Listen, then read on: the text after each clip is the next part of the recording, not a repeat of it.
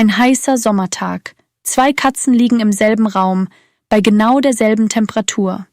Die eine döst völlig entspannt, der anderen geht es sichtlich schlecht. Denn nicht jede Katze verträgt Hitze gleich gut. Manche kommen mit warmen Tagen erstaunlich locker zurecht. Andere geraten schon viel früher in ernste Gefahr. In diesem Video erfährst du, welche Katzen die Hitze am wenigsten vertragen. Gehört deine dazu? Brauchst du an heißen Tagen ein besonders wachsames Auge? Das ist keine Kleinigkeit. Wer die eigene Katze in einer dieser Risikogruppen wiedererkennt, kann rechtzeitig gegensteuern. Und genau das kann im Hochsommer den entscheidenden Unterschied machen. Eine kurze Sache, bevor wir tiefer gehen. Danke, dass du dir das ansiehst, statt einfach weiter zu scrollen. Vielleicht erkennst du deine Katze gleich in einem der Punkte wieder. Zur Erinnerung: Katzen können kaum schwitzen und geben Wärme nur langsam ab. Bei großer Hitze wird das für jede Katze zur Belastung. Aber bei manchen kommt noch etwas hinzu: Ihr Körperbau, ihr Fell, ihr Gewicht oder ihr Alter machen es ihnen zusätzlich schwer. Genau diese Katzen sehen wir uns jetzt an. Oft trifft sogar mehr als ein Punkt auf einmal zu. Eine ältere, übergewichtige Perserkatze zum Beispiel vereint gleich mehrere Risikofaktoren. Je mehr zusammenkommen, desto wichtiger ist deine Vorsicht. Die erste Gruppe sind Katzen mit platter, kurzer Nase. Dazu gehören zum Beispiel Perserkatzen und Exotic Shorthair. Ihr Gesicht ist wunderschön, aber ihre Atemwege sind verkürzt. Und das hat eine Folge, die viele nicht kennen. Katzen kühlen sich auch über die Atmung, weil die eingeatmete Luft im langen Nasengang etwas abkühlt. Bei einer kurzen Nase fällt dieser Effekt fast weg. Dadurch können diese Katzen bei Hitze deutlich schlechter herunterkühlen. Müssen sie dann auch noch hecheln, ist das für sie besonders anstrengend und wenig wirksam. Sie überhitzen schneller als andere. Solche Katzen wirken im Alltag völlig gesund und munter. Ihre Grenze zeigt sich oft erst dann, wenn die Hitze sie wirklich fordert. Vermeide an heißen Tagen alles, was sie zusätzlich außer Atem bringt. Die zweite Gruppe sind Katzen mit dichtem, langem Fell. Klassiker sind die Maine Coon, die Perserkatze, die Ragdoll und die norwegische Waldkatze. Ihr prächtiges Fell ist im Sommer leider ein Nachteil. Ein gutes Beispiel ist die norwegische Waldkatze, auf die mich auch einige von euch hingewiesen haben. Ihr dichtes Doppelfell ist eigentlich für eiskalte skandinavische Winter gemacht. Genau das wird an heißen Sommertagen schnell zur Last. Dieses dichte Fell wirkt wie eine dicke Decke. Es schützt zwar von außen ein Stück weit vor der Sonne. Ist die Katze aber erst einmal aufgeheizt, staut es die Wärme regelrecht ein. Dazu zählt auch dichtes, plüschiges Fell ohne große Länge, etwa bei der British Kurzhaar. Entscheidend ist die dichte Unterwolle, nicht allein die Haarlänge. Gerade große, kräftige Rassen wie die Maine Coon wirken robust und unerschütterlich. Doch genau sie überhitzen im Hochsommer oft schneller, als man ihnen ansieht.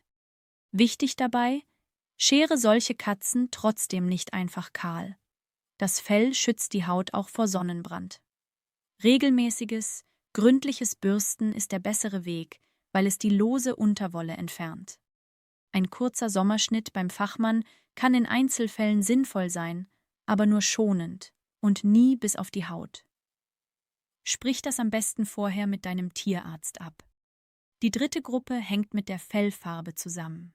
Dunkles, vor allem schwarzes Fell nimmt in der Sonne mehr Wärme auf als helles. Eine schwarze Katze auf dem sonnigen Fensterbrett heizt sich deshalb schneller auf, als man denkt.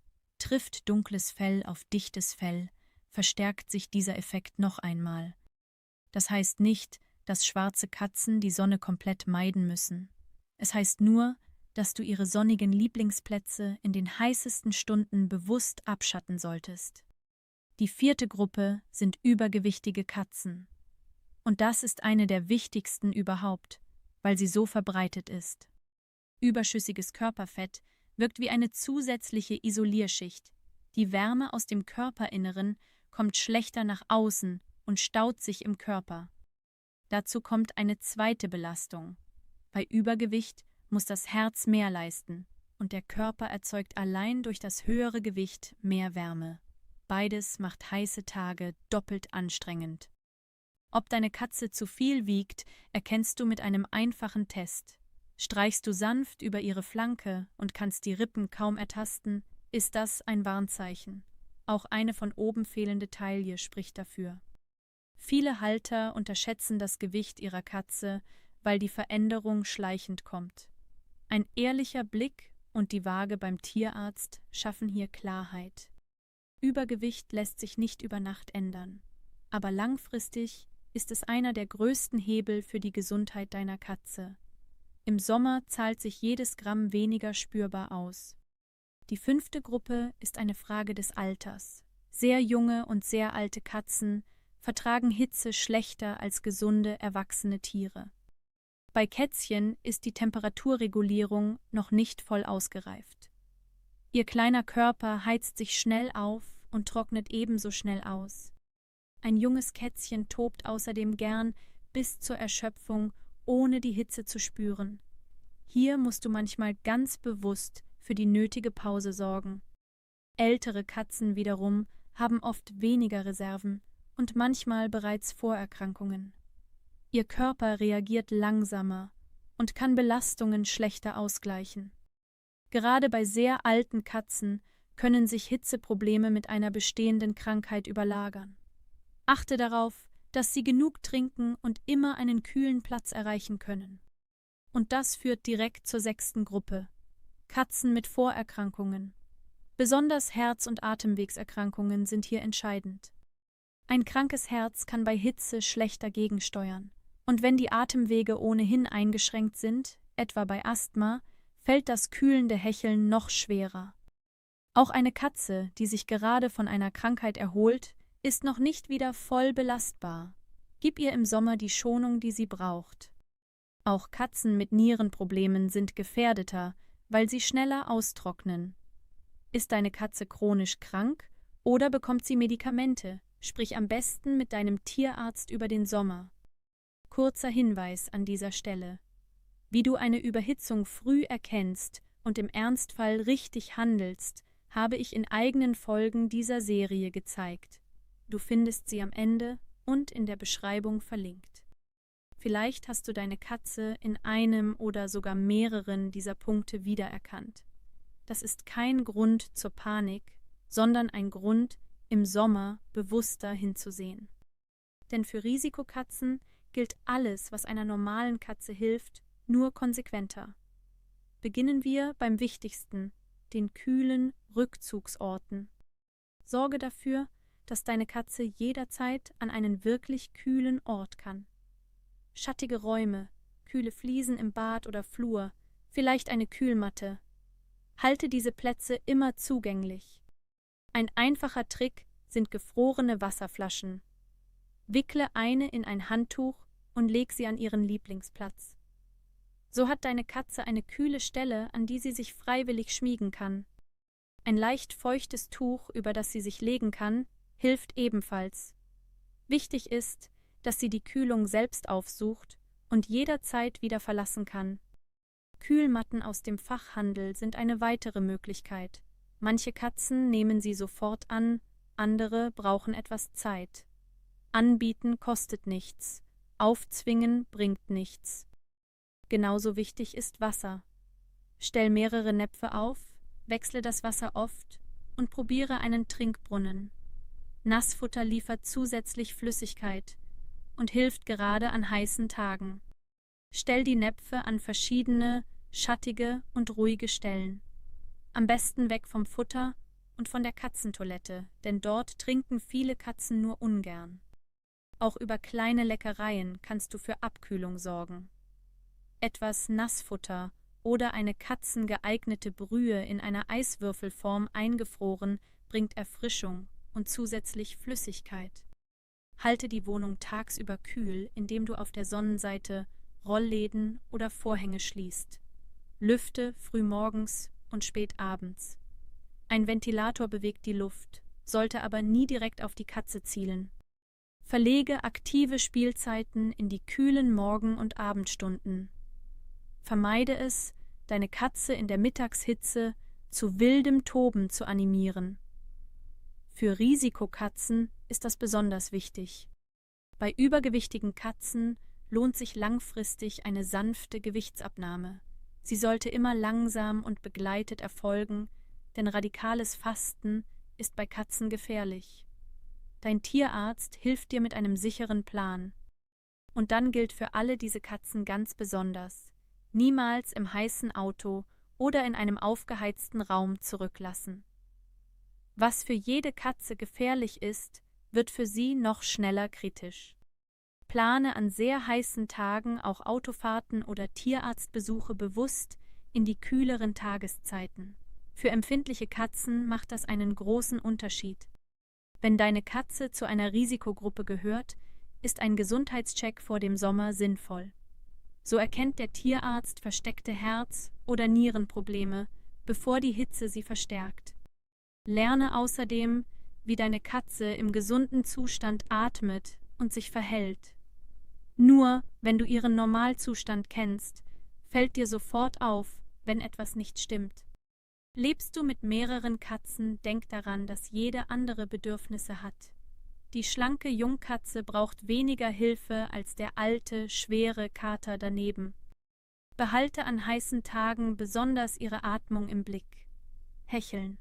Ein sehr schnelles Atmen oder große Trägheit sind Warnzeichen, die du bei Risikokatzen sofort ernst nehmen solltest. Ältere Katzen ziehen sich bei Unwohlsein oft leise zurück. Kontrolliere ihre Lieblingsplätze deshalb an heißen Tagen ruhig ein paar Mal mehr. Beobachte auch, welche Plätze deine Katze an heißen Tagen von selbst aufsucht. Sie zeigt dir damit oft genau, wo es in der Wohnung am kühlsten ist. Das klingt jetzt nach viel, ist im Alltag aber schnell erledigt. Ein paar kühle Plätze, frisches Wasser und ein wacher Blick reichen in den allermeisten Fällen völlig aus. Und damit kommen wir zum eigentlichen Kern. Wir denken bei Hitzegefahr oft an die falschen Katzen. Die kleine, schlanke Hauskatze kommt meist erstaunlich gut zurecht. Ausgerechnet die Tiere, die robust und unverwüstlich wirken, sind häufig am stärksten gefährdet. Die stolze, flauschige Maine Coon oder die gemütliche, rundliche Wohnungskatze gehören oft genau dazu.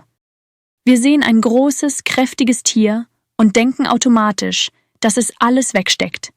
Doch gerade das dichte Fell und die Körpermasse werden bei Hitze zur Last. Es geht also nicht darum, jede Katze gleich zu behandeln. Es geht darum, deine Katze wirklich zu kennen, ihren Körperbau, ihr Fell, ihr Gewicht, ihr Alter und ihre Gesundheit. Wenn du weißt, wo die Schwachstelle deiner Katze liegt, kannst du genau dort vorsorgen. Und aus einem gefährlichen Sommer wird für sie eine Jahreszeit, die sie sicher und entspannt übersteht. Und noch etwas Beruhigendes zum Schluss: Auch eine Risikokatze kann einen wunderbaren, sicheren Sommer haben. Es liegt vor allem an dir und deiner Aufmerksamkeit.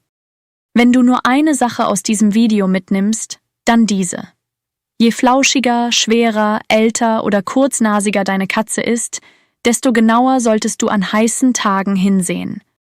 Jetzt bin ich neugierig. Zu welcher dieser Gruppen gehört deine Katze und wie hilfst du ihr durch den Sommer? Schreib es mir in die Kommentare, so helfen wir gemeinsam anderen Katzenhaltern. Und hier ist der eine Moment, in dem ich dich wirklich um etwas bitte. Wenn dir das geholfen hat, deine Katze besser einzuschätzen, lass ein Like da. Das hilft dem Kanal ehrlich weiter. Und abonniere, wenn du jede Woche mehr über deine Katze erfahren willst. Wenn du jetzt direkt weitermachen willst, habe ich hier 2 Videos für dich. Links zeige ich dir, was du tun musst, wenn deine Katze wirklich einen Hitzschlag bekommt. Gerade für Risikokatzen ist das Pflichtwissen. Und rechts wartet das Video, das viele überrascht hat. Warum deine Katze dich anders sieht, als du glaubst. Es ist der Schlüssel, um sie wirklich zu verstehen. Klick auf eines der beiden und wir sehen uns gleich im nächsten Video.